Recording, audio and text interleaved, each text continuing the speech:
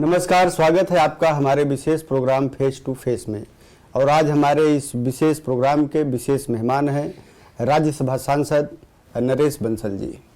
नरेश बंसल जी संगठन से संसद तक की जो उनकी यात्रा है वो एक आदर्श है ऐसे लोगों के लिए जो किसी भी दल में दलीय निष्ठा रखते हैं, उसके लिए काम करते हैं और बिना कुछ चाहे, बिना किसी तमन्ना के उनको वह संगठन सब कुछ देता है। इसका एक उदाहरण नरेश बंसल जी हैं, जो संगठन में बहुत कम उम्र में जुड़े और आज राज्यसभा सांसद हैं और एक मुखर वक्ता के तौर पे जाने जाते हैं और प्रदेश में बीजेपी के कार्यकर्ताओं में एक प्रखर संगठक के तौर पे जाने जाते हैं। तो आज हम नरेश बंसल जी से रूबरू होंगे और जानेंगे उनकी जीवन की यात्रा, संगठन से कैसे जुड़े, संगठन में कितना संघर्ष किया और आज संसद का हिस्सा हैं। एक राज्यसभा सदस्य के तौर पे उत्तराखंड को लेकर के उनकी क्या योजनाएं हैं, क्या कल्पना है, क्या सपने हैं और उन्हें साकार करने का रूट मैप नरेश बंसल जी के पास क्या है। बंसल जी, आपका बहुत बहुत स्वागत है हमारे विशेष प्रोग्राम फेस टू फेस में। जैसा कि मैंने बताया, संगठन से संसद तक एक लंबा समय आपने संगठन में लगाया और आप आज भारतीय संसद का हिस्सा हैं। राज्यसभा सांसद के तौर पे आप गत 1 वर्षों से काम कर रहे हैं। बहुत कुछ आपने अपनी ज़िंदगी में देखा है और बीजेपी का संगठन उत्तराखंड में तैयार करने में आपका बड़ा योगदान है। तो मैं चाहता हूं कि हमारे जो दर्शक जुड़ रहे हैं हमसे, वो आपके मुंह से ही सुने कि आपका जीवन कैसे शुरू हुआ, सामाजिक क्षेत्र में जो रुझान है, जो रुचि है, वो कैसे पैदा हुई और फिर कौन सा कितना संघर्ष रहा संसद और सांसद के तौर पे यहाँ तक पहुँचने के। बचपन में ही मैं 7-8 वर्ष का था तो मोहल्ले के अन्य बच्चों के साथ संघ की शाखा में खेलने जाने लगा। यहीं हिंदू नेशनल की शाखा में मैं बचपन में 7-8 वर्ष का था, जाने लगा। धीरे धीरे संघ स्थान पर होने वाले कार्यक्रम, वहाँ का अनुशासन, वहाँ का बौद्धिक, इन सब चीज़ों ने मेरे ऊपर एक विशेष प्रभाव डाला। प्रभाव इस रूप में कि मैं पढ़ाई के साथ साथ संघ के काम में जुट गया। मेरा जन्म बहुत, कहना चाहिए कि लो मिडिल क्लास में हुआ। पिताजी मेरे आड़त बाजार की एक दुकान पर मुनीम का काम करते थे। हम 6 भाई बहन थे, सबसे बड़ा मैं था। इतनी आय नहीं थी कि हम सब अच्छी शिक्षा प्राप्त कर सके पिताजी की। तो सबने शिक्षा प्राप्त करने के लिए हम भाई बहनों ने आर्थिक क्षेत्र में बचपन से ही संघर्ष किया। लिफाफे बना करके पढ़ाई का खर्चा निकालना, ट्यूशन करके पढ़ाई का खर्चा निकालना, त्योहारों पर जैसे राखी का त्यौहार आया तो राखी बेच करके, दीपावली का त्यौहार आया तो पटाखे बेच करके, होली का त्यौहार आया तो रंग और पिचकारी बेच करके, इस प्रकार से शिक्षा के लिए और अन्य कामों के लिए पैसा जुटाने का काम ये पढ़ाई के साथ साथ रहता था। गरीब परिवार का होने के कारण उसे फीस माफ रहती थी, हो जाती थी, ये भी एक मिला अवसर। अखबार बेचने का भी काम किया। तो इस प्रकार से जो भी कर सकते थे वो सब करके आगे बढ़े और संघ के जो लोग साथ में आए, जिनके समय संपर्क में आया, उनका मुझे भरपूर प्यार और सहयोग मिला। जैसे मैंने ये सब चीज़ें गिनाई, आतिशबाजी बेचना, राखी बेचना, रंग गुलाल पिचकारी बेचना, तो मेरे पास कोई स्थान तो था नहीं। जो संघ के वरिष्ठ कार्यकर्ता थे उन्हीं की दुकानों के आगे ये मैंने सब लगाया और उन्होंने मुझे सहर्ष लगाने का बिना किसी खर्च के सहयोग किया। तो उसमें से जीवन आगे बढ़ते बढ़ते फिर संघ के प्रारंभ के गठनायक से लेकर के और विभिन्न दायित्व ये रहे। 14 वर्ष की आयु में मैंने प्राथमिक शिक्षा वर्ग किया। जिस समय इमरजेंसी लगी मैं बीकॉम फाइनल कर चुका था, एमकॉम प्रीवियस का विद्यार्थी था और विद्यार्थी परिषद का कार्यकर्ता था। उस समय में मेरे पास जिला संयोजक तक का दायित्व रहा है। इमरजेंसी के समय में मैं पूरी अपनी टीम में अकेला सरकारी नौकरी में था।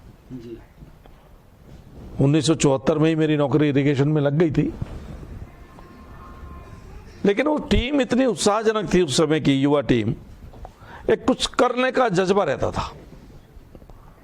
आपने जो संघर्ष की बात की है, ये कभी आड़े नहीं आया कि मैं सरकारी नौकरी में हूं और मुझे इस काम में नहीं जाना चाहिए, वो नहीं जाना चाहिए। मैं निरंतर संघ का दैनिक शाखा में जाने वाला कार्यकर्ता और उसके साथ साथ जो जो दायित्व रहे, इमरजेंसी में भी भूमिगत आंदोलन में सक्रिय भूमिका मैंने निभाई। लोग लंच करने के लिए जाते थे तो उस समय में दरवाजा बंद करके भूमिगत आंदोलन के साहित्य का स्टेंसिल काटता था टाइपराइटर पर। उन दिनों कोई प्रिंटिंग की भी सुविधा नहीं थी, साइक्लो स्टाइल मशीन से ही निकाल करके फिर वो सारा, और पूरे अपने ऑफिस के सभी बंधुओं को वो साहित्य पहुंचाना, सब करना। अनेक बार ये लगा कि शायद अरेस्टिंग हो जाएगी इमरजेंसी में, लेकिन फिर भी फरवरी 77 में मुझे विभाग से नोटिस मिला कि आपका संबंध आरएसएस से है, क्यों ना आपकी सेवाएं समाप्त कर दी जाएं। तो मैं सोच ही रहा था क्या करना है। इससे पहले कि सेवाएं समाप्त हो, मुझे मेरी बैंक में नौकरी लग गई और मैंने स्वयं त्यागपत्र दे दिया। तो ये इमरजेंसी के संघर्ष की कहानी, उस समय की अनेक घटनाएं मुझे याद है। किस प्रकार से हम प्रतिदिन फुटबॉल खेलने के लिए जाते थे, शाखा लगाना संभव नहीं था। फुटबॉल खेलने के माध्यम से इकट्ठा होते थे, कभी बैडमिंटन खेलने के लिए इकट्ठा होते थे, अलग अलग स्थान बदलते थे। उसी संघर्ष में एक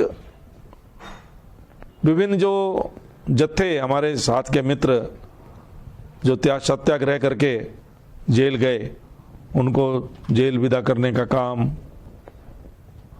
उनके परिवार की चिंता करने का काम, भूमिगत साहित्य बांटने का काम, ये सब रहा। उसी समय 19 नवंबर को, जहां तक मुझे ध्यान है, जून में इमरजेंसी लगी तो 19 नवंबर 75 या 76 पूरे देश भर में ये हुआ कि तानाशाही के खिलाफ, इमरजेंसी के खिलाफ इंदिरा जी के जन्मदिन पर वॉल राइटिंग की जाए। एलआईयू को पता था, लेकिन सारी, फिर भी मुझे ध्यान है, मैं नाम बता सकता हूं उनके, उस समय 8 लोगों की एक टीम बनी आपके शहर में देहरादून में। ये हुआ कि पूरे शहर में वॉल राइटिंग करेंगे और पुलिस की चारों ओर बड़ी चौकसी, जबरदस्त पहरा कि वॉल राइटिंग नहीं होगी, इस पर था। तो घंटाघर के समीप अपने कार्यकर्ता के निवास पर हम लोग रात में सोए, अपने घरों पर नहीं सोए, 8 लोग। और शहर को हमने 4 हिस्सों में बांटा, एक एक हिस्से में 2-2 लोग, घंटाघर से ऊपर की ओर, घंटाघर से नीचे की ओर, घंटाघर से तिलक रोड की ओर, इसे चकरौता रोड की ओर, गांधी रोड की ओर, इस तरह से घंटाघर को केंद्र मान करके। और घंटाघर के पास ही के एक मकान में, वो मकान भी हमारे पूर्व सांसद राज्यसभा के तरुण विजय जी के घोसी गली वाले मकान में हम लोग सोए। एक बार टीम ने प्रयास किया कि भाई चलो 12 बजे निकलें, आए तो पुलिस का पहरा था, फिर जाकर सो गए। 2 बजे आए तो फिर भी पहरा था, सो गए। 4 बजे आए तो पुलिस वाले नहीं मिले। उनको लगा होगा कि शायद अब कोई वॉल राइटिंग नहीं होने वाली है। उसी समय चारों भागों में बांटकर पूरी टीम 8 लोगों की निकली। एक के हाथ में गेरू, एक के हाथ में ब्रुश, और पूरा का पूरा शहर चारों तरफ से 3-3 किलोमीटर का ये रंगा हुआ। सवेरे 6 बजे लोगों ने 5:30 बजे देखा, मतलब 5:30 बजे, 4 बजे से लेकर हम लोग रंग कर अपने अपने घरों पर जाकर सो गए थे। उसकी बड़ी चर्चा हुई, इंटेलिजेंस के लोग सस्पेंड भी हुए और जो कुछ भी हुआ इमरजेंसी के खिलाफ था, इंदिरा जी के खिलाफ था। लेकिन तरुणाई थी और सभी तरुण थे तो बड़ा उत्साह था सब में। आगे बढ़ते रहे, राजनीतिक क्षेत्र में मैंने विद्यार्थी परिषद के समय से ही चुनावों में सभाओं को संबोधित करना और करना ये काम रहता था। समन्वयक की भूमिका भी संघ का काम करते करते चुनाव के समय 1980 से ही लगातार किया है। तो फिर आपका संघ की तरफ से, आप संघ में बचपन से जुड़ गए थे और संघ की तरफ से राजनीति की तरफ कब आना हुआ, कैसे? संघ का सब काम करते करते विभिन्न दायित्वों का निर्वहन करते रहे। मैं मंडल कार्यवाह रहा, सायं कार्यवाह रहा, नगर कार्यवाह रहा, नगर बौद्धिक प्रशिक्षण प्रमुख रहा नगर का, फिर जिले का संपर्क प्रमुख रहा, जिले का प्रचार प्रसार प्रमुख रहा। उसी समय 91 का जब भूकंप आया उत्तरकाशी का, तो संघ परिवार की जो उत्तरांचल देवी आपदा पीड़ित सहायता समिति बनी, तो उसका मैं संस्थापक महासचिव रहा और 20 वर्षों तक रहा। उसने सारा काम पूरी संघ के मार्गदर्शन में, हमारे डॉक्टर नित्यानंद जी, उनके मार्गदर्शन में वो सब काम किया। मेरे सामाजिक और राजनीतिक जीवन के विकास में दो लोगों का बड़ा महत्वपूर्ण योगदान है। एक तो डॉक्टर नित्यानंद जी, उनसे हमने स्वयं का अनुशासन, काम को दृढ़ता के साथ करना, संकल्प के साथ करना, ये सब सीखा। और निरंतर काम करते रहना, ये श्री दयाचंद जैन जी, उनके संपर्क में मैं बहुत रहा, तो उनका भी मुझ पर पूरा प्रभाव पड़ा और सीखने को मिला। वैसे सीखने को बहुत लोगों से मिला, संघ में जितने लोग संपर्क में आए सबसे कुछ ना कुछ सीखा, पर इन दो लोगों से बहुत कुछ सीखा सामाजिक क्षेत्र में। आपका जो संघर्ष की यात्रा है काफी लंबी है और एक लंबा सामाजिक जीवन भी है और राजनीतिक जीवन भी है। फिर जब आप राजनीति की तरफ आए तो बहुत बार आप जो है, चूंकि राजनीति का मतलब होता है संसदीय लोकतंत्र में चुनाव की ओर जाना, चुनाव लड़के सांसद विधायक के तौर पे जनता की सेवा करने के लिए आगे आना। आप भी बहुत लंबे समय से जो सीट थी यहाँ पे लक्ष्मण चौक सीट, बाद में वो खत्म भी हो गई, अब वो कैंट की सीट बन गई, उस सीट से आप बहुत बार दावेदारी करते रहे। फिर हमने आपको देखा कि आप इसके पहले भी राज्यसभा का चुनाव लड़े और हरिद्वार से आप लोकसभा के लिए भी बहुत बार प्रयास करते रहे और 2 लोकसभा में तो मैंने ही देखा कि आप हरिद्वार में बहुत अग्रणी टिकट के दावेदारों में शामिल रहे। तो जब लगातार आपको एक तरह से निराशा हुई, जब आपको टिकट नहीं मिला, वो चाहे विधानसभा का हो या लोकसभा का हो, तो उस समय की क्या मनोदशा थी आपकी? नहीं, देखिए, एक तो मैंने 2001 में बैंक से वीआरएस लेकर राजनीति के क्षेत्र में आया। उससे पहले भी मेरा नाम कई बार संघ का कार्यकर्ता था तो चलता था, तो उस समय सभी लोगों से विचार विमर्श हुआ। तो मेरा ये मानना था कि राजनीति में अगर जाना है, चुनावी राजनीति में जाना है, तो फिर पूर्ण रूप से जाना चाहिए। तो आपने वीआरएस तो मैंने वीआरएस लिया, बैंक छोड़ा, फिर मैं आया 2001 में छोड़ा। 2002 में मेरे नाम की चर्चा रही, काफी लोगों से विचार विमर्श से लगता था कि शायद मुझे लक्ष्मण चौक विधानसभा से चुनाव लड़ना होगा। तो शायद उसी सीट से कपूर साहब भी होते थे आपके बहुत वरिष्ठ। उस समय कपूर साहब की वो सीट नहीं थी, कपूर साहब की देहरादून कैंट दूसरी सीट थी, लक्ष्मण चौक अलग सीट थी। तो लक्ष्मण चौक सीट से ये था उस समय कि श्री नित्यानंद स्वामी चुनाव नहीं लड़ेंगे आयु के कारण से, और इसलिए उस सीट पर मुझे लड़ना होगा, ऐसा सबका मन विचार था। लेकिन अंत में जो होता है हुआ, श्री स्वामी जी को टिकट मिला और मैं चुनाव लड़ने के स्थान पर उनका संयोजक बन गया। और वो चुनाव स्वामी जी शायद हार गए थे, चुनाव 800 वोट से हार गए, 800 वोट से हार गए। उसके बाद मुझे तिथि याद है, 27 अक्टूबर 2002 एक वरिष्ठ अधिकारी का फोन आया, पूछा उन्होंने 5-7 साल चुनाव लड़े बिना रह सकते हो? मेरा उत्तर था 20 साल भी चुनाव लड़ना कोई मेरे जीवन का अंतिम लक्ष्य नहीं है। और फोन कट गया, मुझे मालूम नहीं किस लिए पूछा। बात वो हो गई, लेकिन 4 नवंबर को मेरी प्रदेश महामंत्री संगठन की घोषणा हो गई, मुझे नहीं मालूम था। उस दिन के जब 4 नवंबर को घोषणा हुई तो मैंने सोचा तब कि 27 अक्टूबर को फोन शायद इसलिए आया होगा, पर मुझे किसी ने बताया नहीं कि आपको ये बनाया जा रहा है। घोषणा हो गई तो जो काम मिला, संघ का संस्कार है, जो काम मिला वो करना, पूरी निष्ठा से करना, पूरी योग्यता क्षमता से करना। तो बीजेपी में एक परंपरा होती है कि महामंत्री संगठन प्रायः जो है पूर्णकालिक प्रचारक होता है, संघ में और बीजेपी में आता है। तो आप तो शायद उस समय गृहस्थ थे जब आप। हाँ, मैं ग्रस्त था और एक दो मेरे साथ उस समय और भी थे इस प्रकार के ग्रस्त, लेकिन पूर्णकालिक कार्यकर्ता के रूप में मैंने महामंत्री संगठन का काम किया। जितना संगठन ने लिया पूरे के पूरे 4 नवंबर 2002 से लेकर 4 नवंबर 2009 तक, तारीख भी वही होती है, मैं प्रदेश का महामंत्री संगठन रहा। इस बीच में हमारी सरकार आई 2007 में। 2009 में संगठन की योजना बनी, मुझे आवास विकास परिषद का अध्यक्ष बना दिया, तो मैं सरकार के उसमें चला गया। एक महत्वपूर्ण सवाल मेरे दिमाग में आ रहा है कि जब आप संघ से इतना जुड़े हुए थे और एक सामाजिक कार्यकर्ता के तौर पे भी आपकी बहुत अच्छी पहचान इस शहर में थी, उत्तराखंड जब से बना यानी 9 नवंबर 2000 से यहाँ की राजनीति में बहुत अस्थिरता रही, और अगर कोई पार्टी सत्ता में आई भी तो उसको कई मुख्यमंत्री बदलने पड़े। और ये पहले जब आपकी अंतरिम सरकार थी, जो बीजेपी की सरकार थी, जब राज्य का निर्माण हुआ, तो ये जो परंपरा शुरू की गई वो बीजेपी से ही शुरू की गई कि 2 साल के कार्यकाल में आप 2 मुख्यमंत्री बनाए, पहले नित्यानंद स्वामी जी और फिर भगत सिंह कोश्यारी जी। और उसके बाद कांग्रेस 2002 में आई और 7 तक रही, तो उसने उस परंपरा को तोड़ा कि उनके एक ही मुख्यमंत्री 5 साल तक रहे। फिर जब आपको मौका मिलता है 2007 में, जब आपकी सरकार दोबारा आती है, तो फिर वही बात दोहराई जाती है कि मुख्यमंत्री पे मुख्यमंत्री बदले।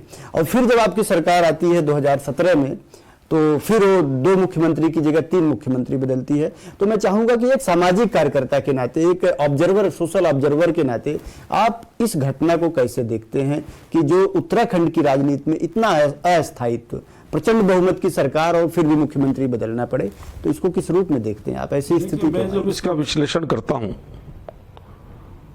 तो मुझे लगता है चूंकि ये राज्य आंदोलन में से निकला, और जब राज्य आंदोलन में से निकला तो उसमें कुछ चीजें भावनात्मक हो गई। श्री नित्यानंद स्वामी जी प्रथम मुख्यमंत्री बने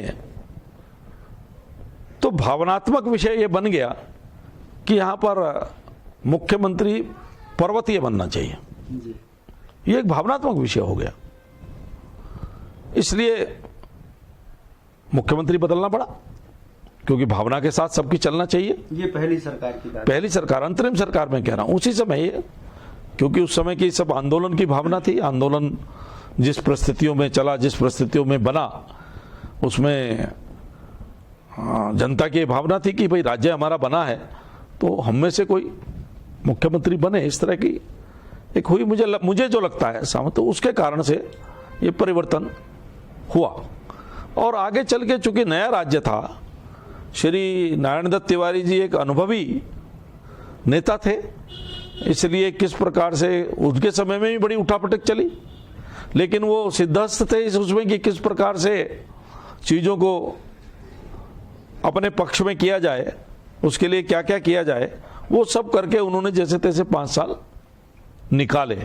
हम सब जानते हैं उस समय किस प्रकार के गीतों की रचना हुई, कितनी लाल बत्तियां बटी, कोई गिनती उसकी आज नहीं है, केवल अपने आप को बनाए रखने के लिए। और उसके बाद हमारी सरकार आई, हमने फिर मुख्यमंत्री बदले, लेकिन अब भी बदलने पड़े, कांग्रेस को भी बदलने पड़े।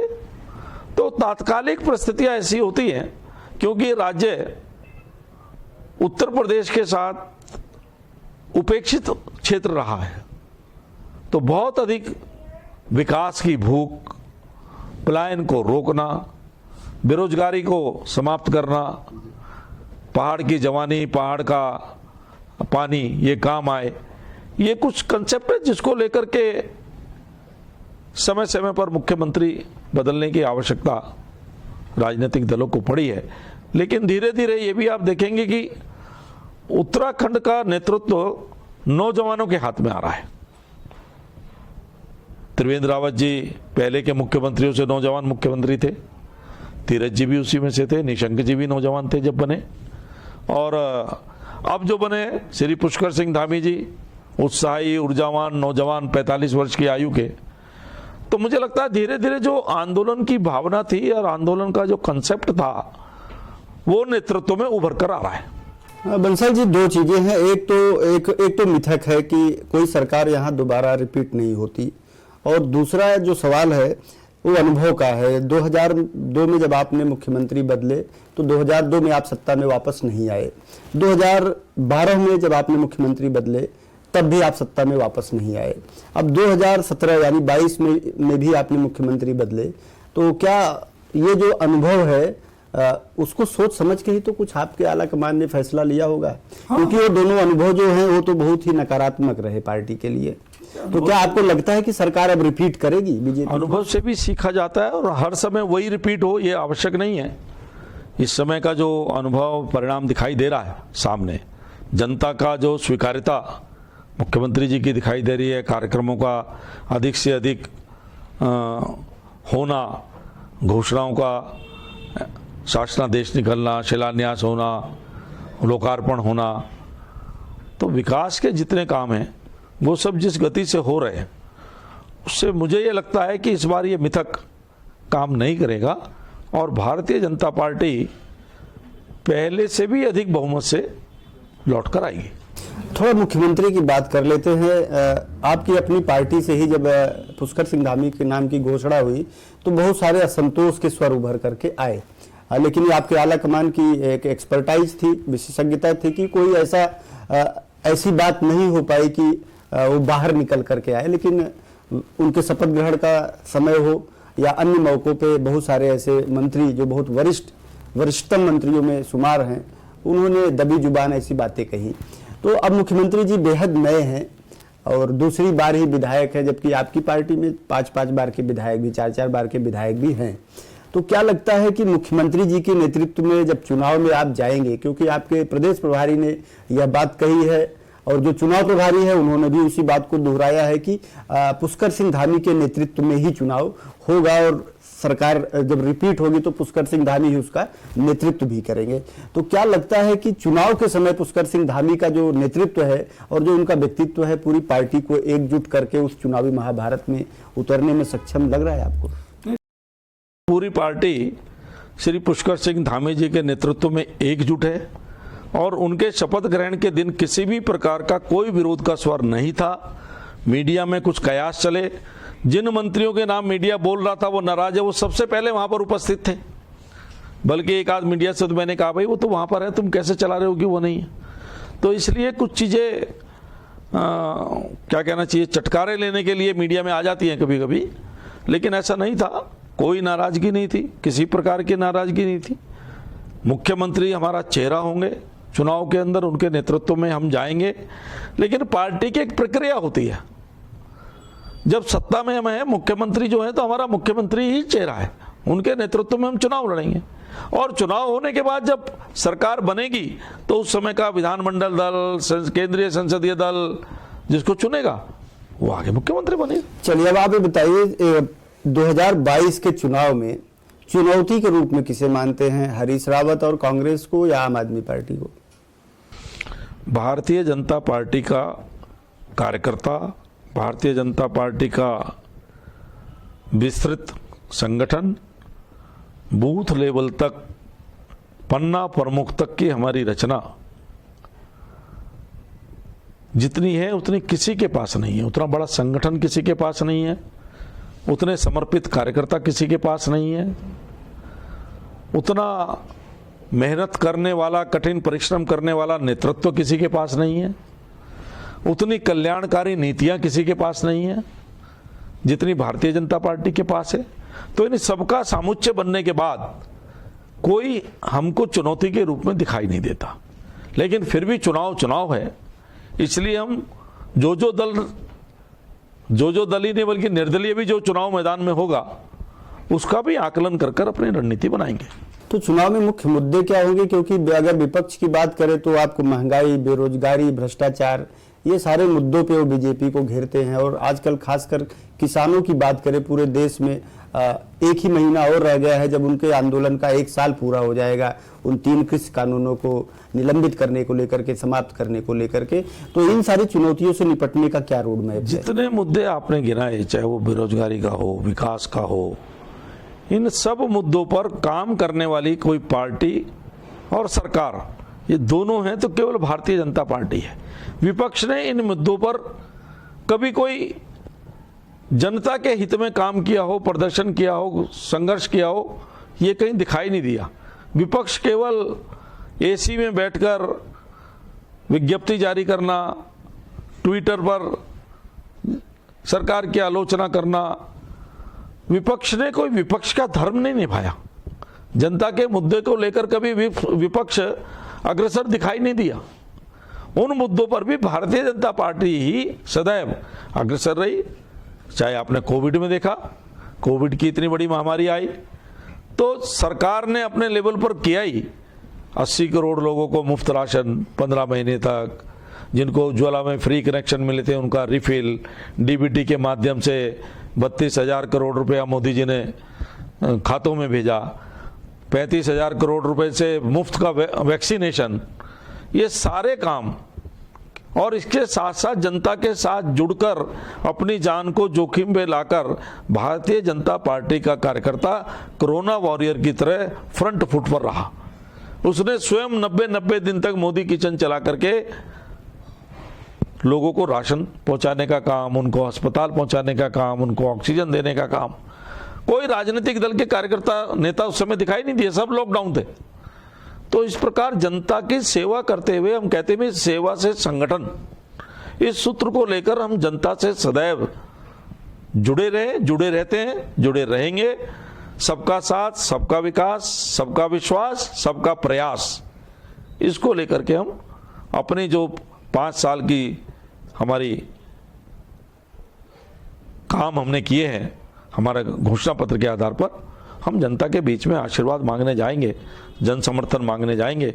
मुझे पूरा विश्वास है कि पहले से भी अधिक जनता का विश्वास हमको प्राप्त होगा। आप जिस सीट से सांसद नियुक्त हुए हैं उस पे एक अभिनेता हुआ करते थे, राज बब्बर सांसद रहे, और 6 साल जो कार्यकाल होता है, बहुत बार यहाँ के लोगों ने पोस्टर भी लगाए कि राज बब्बर कहाँ गायब हो गए हैं, उनका कहाँ अपहरण हो गया है। अब उसके बाद उस सीट पे आप प्रतिनिधित्व कर रहे हैं राज्य का, तो क्या राज्य के लोग ये उम्मीद करें कि नरेश बंसल लगातार जनता के बीच रहेंगे और पूरे प्रदेश में, चूंकि राज्यसभा का जो दायरा है पूरे प्रदेश में फैला हुआ होता है, तो पूरे प्रदेश के लिए काम करेंगे? और अगर कोई ऐसी योजना है जो स्पेसिफिक हो, जिसको आपने आइडेंटिफाई किया हो, एक सांसद के तौर पे लगभग 1 साल का आपका कार्यकाल होने जा रहा है, तो जरूर हमारे दर्शकों को बताएं। सांसद के रूप में 1 वर्ष का कार्यकाल तो कोरोना की भेंट चढ़ा है। संसद भी जितनी चलनी चाहिए थी नहीं चली है, लेकिन ये निश्चित रूप से है कि मेरे कार्यकाल को, चूंकि मैं यहीं का रहने वाला हूं, यहीं सबके बीच का रहने वाला हूं, सबसे मेरा परिचय है, सब मुझे जानते हैं, और सब जनता के हित में, प्रदेश के हित में, सरकार के हित में, पार्टी के हित में जो भी काम होंगे उन सबको काम करने का मैं प्रयास करूंगा। प्रदेश सरकार और केंद्र सरकार के बीच में सेतु का भी काम करने का जो हमारा कर्तव्य है हम उसको करेंगे। जो केंद्र पोषित योजनाएं हैं उनकी ठीक से मॉनिटरिंग हो जाए, उनका ठीक से इम्प्लीमेंटेशन हो जाए, केंद्र से जिन जिन कामों में सहायता की आवश्यकता हो वो सब मिल जाए। क्योंकि जिस प्रकार आप देख रहे हैं कि मोदी जी का हमारे प्रदेश के ऊपर एक असीम कृपा है, क्योंकि देवभूमि है, उससे उनका लगाव है। उन्होंने कहा भी अभी परसों कि मेरा देवभूमि से मर्म का, कर्म का, तत्व का, सत्व का नाता है। उस नाते को वो बड़े अच्छे ढंग से निभा रहे हैं। उनके उस नाते को निभाने के अंतर्गत हम प्रदेश के लिए जो कुछ करा सकेंगे वो हमारा कराना कर्तव्य है, उसके लिए हम प्रयास करेंगे। चलिए, एक अंतिम सवाल। अब चुनाव बेहद करीब आ गए हैं और बहुत सारे ऐसी संभावना जताई जा रही कि बहुत सारे सिटिंग विधायकों का, कुछ मंत्रियों का टिकट भी कटेगा। भविष्य का सवाल है। 2017 की ही बात करें तो आपके कई अच्छे खासे लोग पार्टी छोड़ गए थे, तमाम आला कमान के बड़े सांगठनिक नेताओं के मनाने के बाद भी। उसमें एक नाम का मैं विशेष जिक्र करूंगा, रुड़की से जो पहले विधायक रहे सुरेश चंद्र जैन जी, जो आपके मित्र भी रहे और बाद में आप उनको पार्टी में भी ले आए।